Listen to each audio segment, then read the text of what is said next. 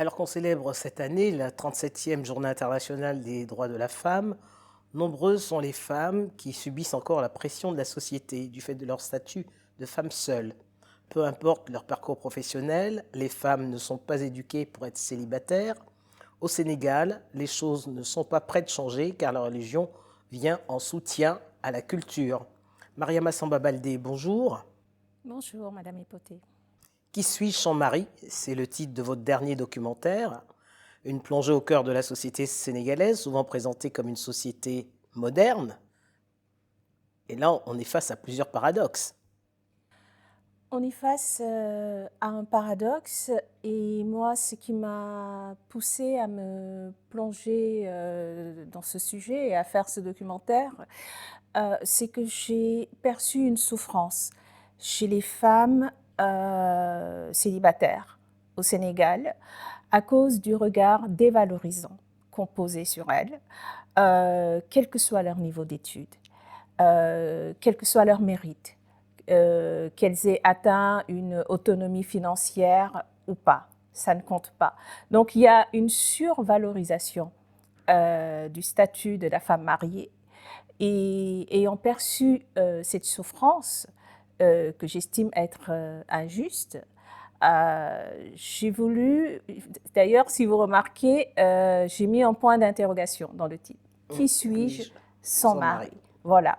Parce que je pense que c'est bien de sortir de tout ce qui est reflet, de tout ce qui est apparence, de tout ce qui est identité de surface, pour véritablement questionner, interroger ce que vaut une personne et ne pas s'arrêter seulement à une sorte voilà, de vernis social.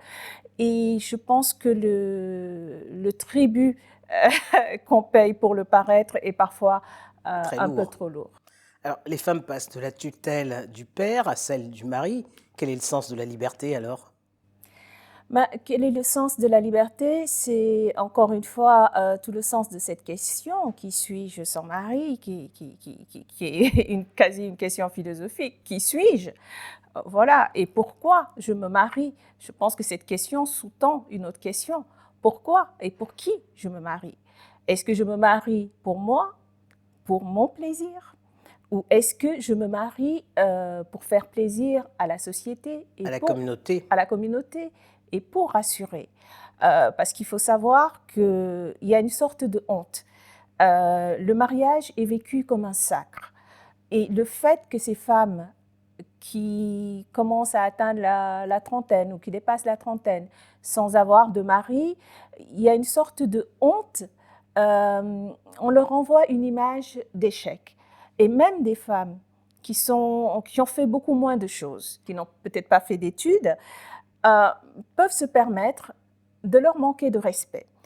Et je pense que ça donne une sorte de superpuissance à l'homme. Et on a le sentiment que de la naissance à la mort, il y a une sorte d'épée Damoclès. Mais oui, c'est parce que c'est très réducteur. Elles disent les femmes naissent, grandissent et se marient. Oui. C'est une finalité qui est un peu surprenante. Oui, parce qu'on leur présente ça comme un objectif, comme l'accomplissement suprême. Toute une parole, depuis la naissance, les prières, les contes, où on apprend quand même à la petite fille que quand viendra l'heure de se marier, il ne faudra pas qu'elle soit trop compliquée. Donc, le mari est montré comme l'objectif suprême, le but suprême à atteindre.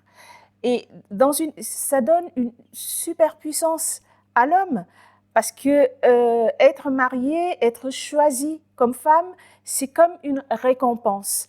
Une consécration. Une consécration et un sacre.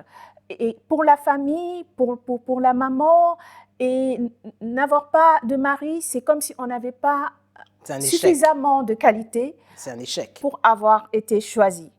Voilà, donc c'est quasi comme un déshonneur. Mais quel est le poids de la religion, de l'islam, hein, puisque l'islam c'est la principale religion au Sénégal. C'est un islam qui est pourtant réputé tolérant, mais curieusement pas à l'égard des femmes. J'aime bien l'analyse de la sociologue dans ce film qui dit que tout ça, il y a quelque chose qui sous-entend, qui sous-tend tout ça, c'est que les relations sexuelles doivent être normées, doivent entrer dans le cadre légal dicté par la religion. Donc une femme célibataire qui atteint 30 ans, qui a plus de 30 ans, on se dit, si elle a des relations sexuelles hors mariage, ce n'est pas quelque chose qui peut être admis et qui peut être validé. Et tout le parcours de ces femmes célibataires, encore une fois, quel que soit leur mérite, qu'elles soient belles, riches, qu'elles aient des diplômes élevés, il y aura toujours quelqu'un, homme ou femme, pour leur signifier qu'il leur manque quelque chose. Mais on voit même dans le documentaire que dans l'au-delà, les hommes ont un statut particulier. Ils ont droit à des femmes belles et jeunes, tandis que les femmes, ce qu'on leur demande, c'est de respecter leur mari. Encore une fois, la sociologue dans le film pointe du doigt ce fait en disant, écoutez, de la naissance à la mort, on nous dit qu'il faut servir le mari. Voilà, il faut trouver un mari pour être une bonne femme. Une fois qu'on a trouvé le mari, il faut le servir pour espérer aller au paradis, ou bien pour que les enfants ne soient pas des enfants maudits. Voilà, tout tourne autour du mari qui, évidemment, lui, en profite. Et on leur dit, au final, quand vous irez au paradis, les hommes auront des femmes extraordinaires, et vous, les femmes, qu'est-ce qu'on vous réserve? Effectivement, c'est une question, mais c'est tout un monde de représentation où l'homme est au centre et vraiment, ça passe par une série de petites choses. Voyez, vous savez qu'en Afrique, on est friand de bouillon qu'on utilise dans la cuisine. Mais justement, moi, j'ai toujours été frappée par l'assimilation de la femme à la saveur et au bouillon. Ah, tiens, dans les publicités, si vous utilisez tel bouillon, votre mari sera content. Donc, on flatte le mari, il faut lui faire plaisir, faut faire plaisir aussi à son ventre. Et ce film pose aussi la question du droit ou de l'égalité au plaisir. Parce que le corps est tabou. Le corps est tabou, mais en même temps, tout tourne autour du corps. Oui. C'est là qu'on voit un peu la limite de l'hypocrisie. Oui, et la femme sénégalaise est réputée pour être charmeuse, pour être séduisante, pour être séductrice même, user d'astuces pour envoûter son mari. Mais on se demande à quand son plaisir à elle. Voilà. C'est celui du mari qui passe avant le sien. Et puis il y a tous ces subterfuges dont vous parlez, le fait de se décolorer la peau pour plaire, et puis de porter un voile comme pour cacher, pour afficher sa chasteté. Oui, alors il y a le psychologue... Mais en même temps, on se cache un peu des autres.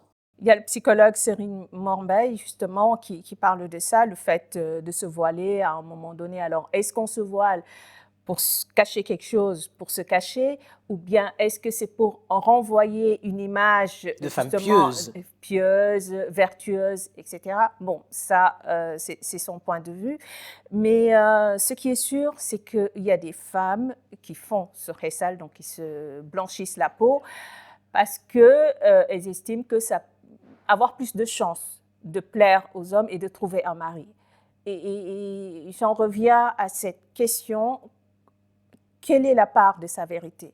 Voilà. Où elle se place elle-même. Où est-ce qu'elle se place elle-même? Où elle place son bonheur, oui. Oui, tout à fait.